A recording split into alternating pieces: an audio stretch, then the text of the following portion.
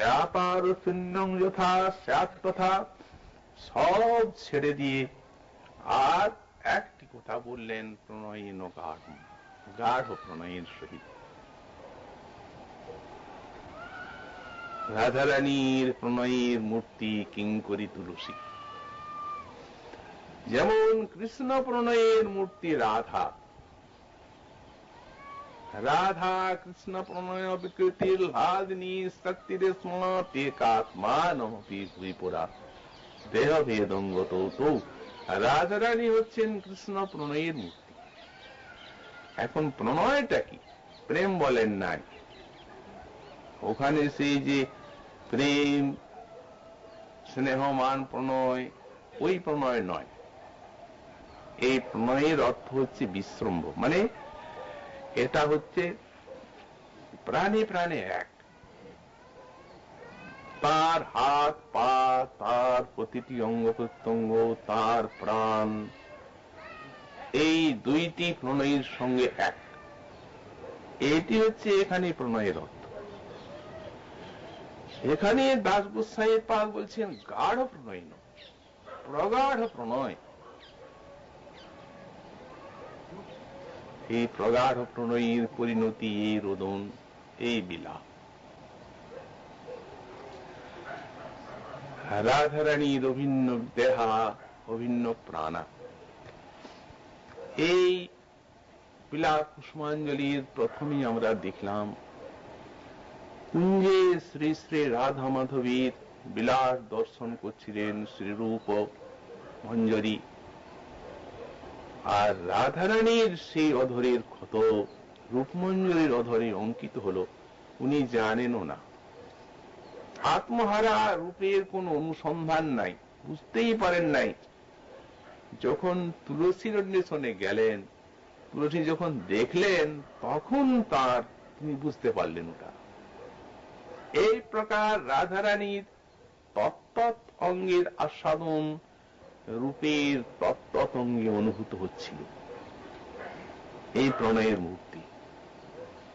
এই জন্যই গোস্বামী পাল লিখেছেন পতশ্রী শাস্ত্রা ভবতী পুলকী জাত পুলকা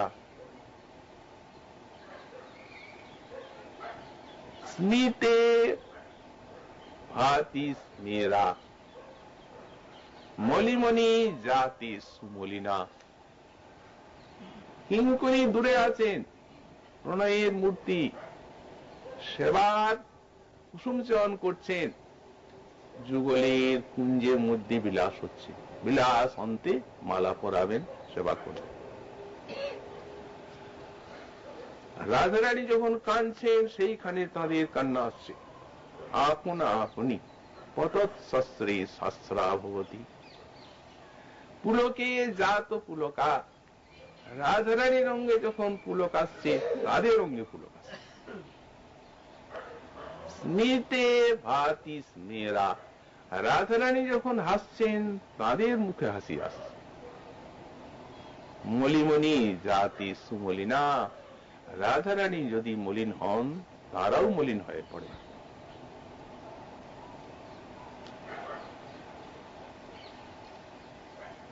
অতএব এই প্রকার শ্রী শ্রী রাধারানীর প্রগাঢ় প্রণয়ের মূর্তি কিঙ্করী, এটি হচ্ছে প্রধান কারণ এই ক্রন্দনের।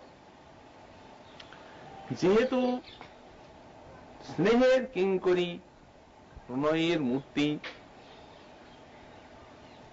সাক্ষাৎ দর্শন এবং সেবা বিহনী, এই যে কষ্টে নিপতিত হয়েছেন, কত দুঃখে রোদন করছেন, তা মানবীয় বুদ্ধির অগোচর ব্যাপার। এই জন্যই আক্রন্দনে বিধুরা, এই জন্যই বিরহ বিধুরা দাসী, কাপি দাসী বিলোপামি পদ্যই। কানতে কানতে বিলাপ করছি পদ্যের দ্বারা।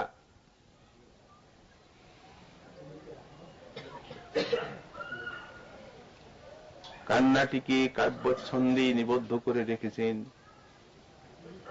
কাব্যচ্ছন্দে নিবদ্ধ করলেন কেন? রাধারানীর চরণে নিবেদন করবেন তো।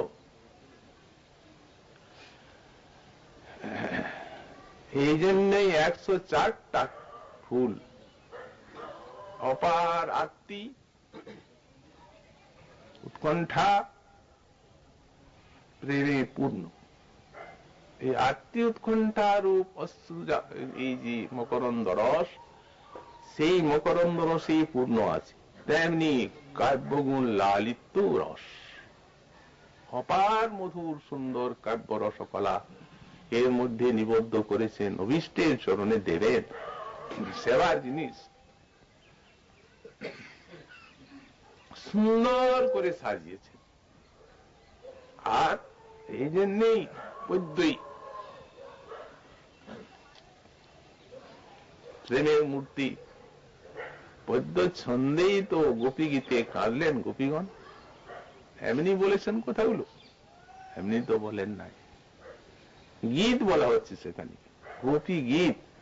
রোদনকে গীত বলা যায় না, রোদন দুঃখদায়ক, আর গীত হচ্ছে আনন্দদায়ক। এই জন্যই গীত। বন্ধু বান্ধবের জন্য যদি কাঁদা যায় বিরহে, তাহলে সেটি কেবলই দুঃখপ্রদ।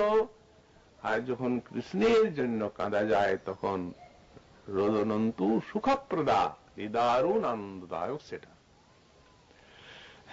তা আনন্দ বেদনায় মাখামাখি। শেষে বলেছেন যে আমি কুসুমগুলো তোমার চরণে দিলাম, এটা তোমার সন্তোষের হেতু হোক, এটা বুঝতে দাও। সেবা মানে তো সুখদান, সন্তোষ দান। যদি যোগ্য হই সেবা দেবে, না হই দেবে না, কাঁদব। কিন্তু এই বিলাপ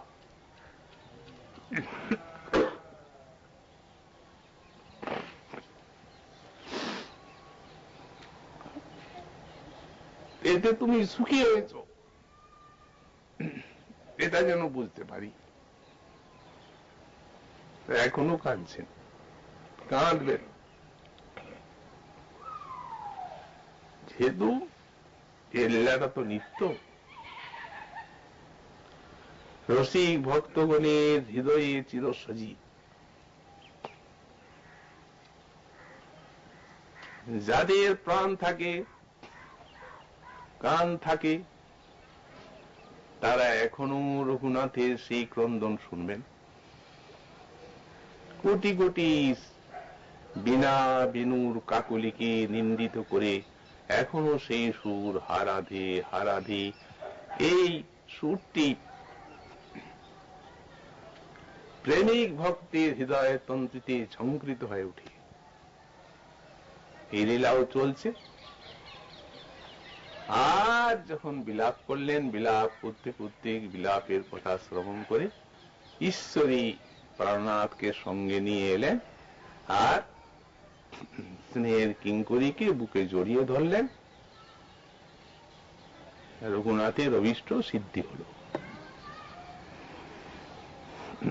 আমরা আমাদের প্রম শ্রদ্ধাস্পদ